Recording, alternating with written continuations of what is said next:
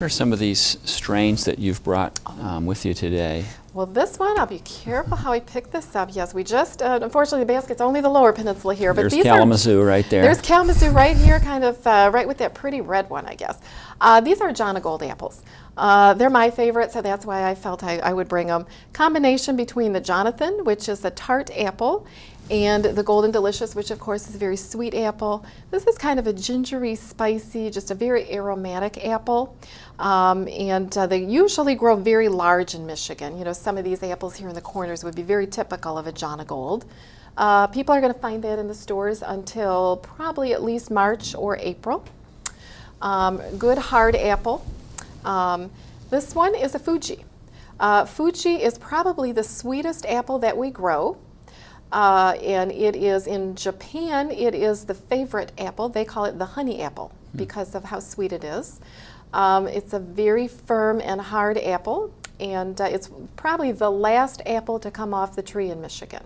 So you can see not real red, not necessarily the pretty storybook apple, but an outstanding tasting apple. This one is the hottest apple that we are growing right now, and this is the Honeycrisp. And again, to look at it, you might call it an ugly duckling because it's not red. It's a little stripy. Its background is kind of a yellow-green apple.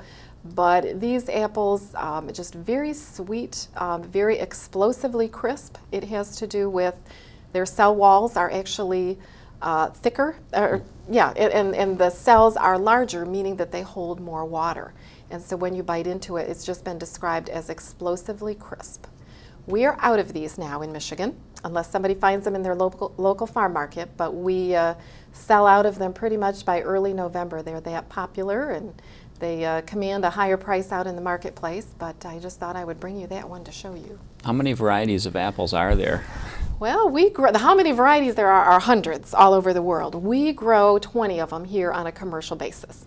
Some of them are summer apples, and they have come and gone by August. You know, Paula Reds and Ginger Golds are just in and out, and they don't keep.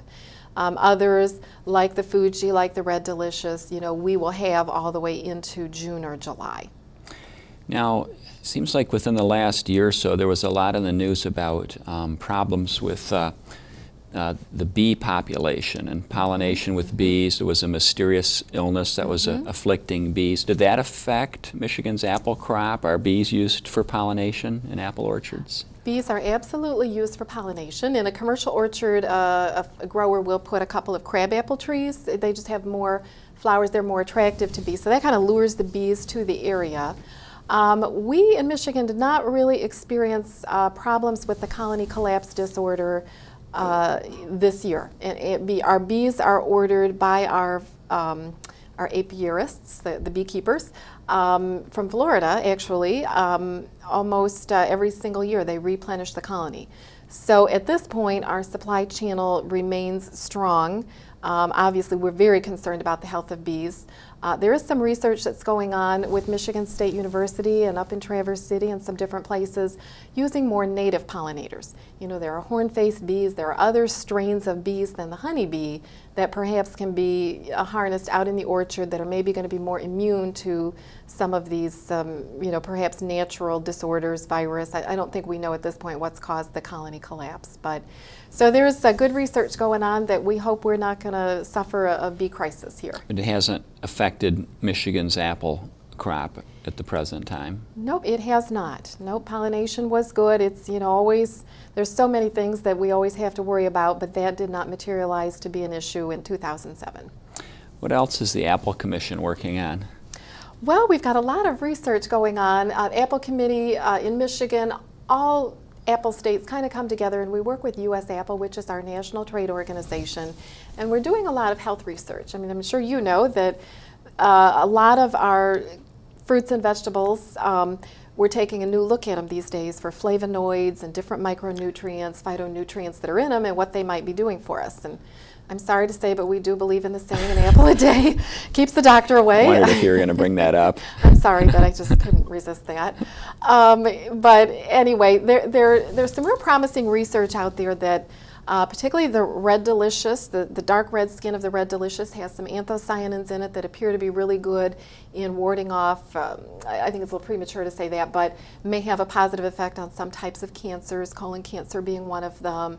There's a suppressive effect in rats with breast cancer tumors, and the eating of apples seem to have some effect there. There are some, again, phytonutrients. It would appear that apples and apple juice are good for respiratory health. You know, children with asthma, I'm not by any means calling it a cure, but there seems to be a positive association there with some of the research.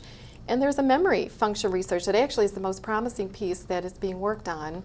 In fact, there is clinical trial. This is University of Massachusetts at Lowell. Dr. Thomas Shea is looking at, I think he's doing a human study right now in a nursing home in terms of whether the apple juice promotes some mental acuity, some more clarity to the neurotransmitters that are going on in the brain. So there are a lot of good reasons why people should have at least an apple a day. Interesting.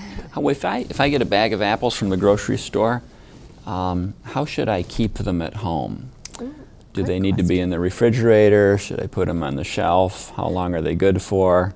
When should I turn them into applesauce or an apple pie? Excellent questions, all of those. Ideally, you would keep apples in the refrigerator.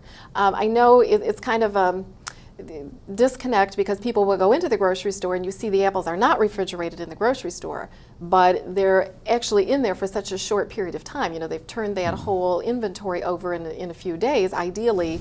But yes, when you bring it home, you ought to put it in the refrigerator for best keeping. It depends on the variety. I mean, you know, this Fuji, I actually picked this up at my house on the way here. I've had this in the refrigerator already for probably 2-3 weeks, and it's very firm. So it depends on the variety of apple, but a good keeping apple, you could have it at home for, you know, a month. Stores are going to have them stored in more low oxygen, high humidity conditions, so you're going to get your best quality by buying them more frequently. But you put them out, and there'll be more on your mind to eat them too. So that's not a bad thing either. Should you rinse them off before you eat them? You should wash any fruit before you eat it. They are rinsed off in the packing house, and they do have all of them have a very thin layer of wax on them, the same kind of wax that you'd find on a candy bar or an M&M. It's a carnauba, or there's another kind of all-natural wax product to give them a visual appeal and also to keep that water from evaporating so that it stays nice and firm. But yeah, you should wash them. You wash them in cold water, and if you've ever washed them in hot water, sometimes then the wax will turn white looking on you. But wet washing is always a good idea. And apple crisp, apple pie, yeah. applesauce. What do you recommend there? Well, do you need to get a special variety of apple if you're going to be baking something, or can you just use any apple? Well, you know, now there's a real question. You can use any variety. I will say the real connoisseurs varieties for baking are going to be your Northern Spy. Fuji is a good one. Ida Red is another one, the Rome. What makes a good baking apple is it has higher solids in the apple and maybe less moisture. So we talked about the Honeycrisp here having a lot of moisture. That might be a less good baking apple. On the other hand, I know people that are making it into pies and all that. So same with Macintosh. So you know, I don't know if you know, but apple pie is America's #1 most popular dessert. So I'd start there. Our website is michiganapples.com. It's plural and it's all one word. But we have a ton of recipes there. If you click on consumer, there's a bunch more links to those health studies that I was talking about. So that might be a good place for you to get started with your recipes. What's the future of the apple industry in Michigan? Is it solid? I think the future of the apple industry is very strong in Michigan. We've had some really good marketing years for the last 3-4 years in particular. We're seeing reinvestment back into the industry. You know, I talked to you about loss of acreage. It's very acute in Southwest Michigan. We're having some decline in acreage in other parts of the state, but I think sometimes what people don't realize in that is that the farmer's becoming more efficient. The trees of years ago that were 25 and 30 feet tall and a similar spread, that's kind of history. that's passing away. A modern orchard, a tree is very often going to be 10 foot tall, 6 feet apart.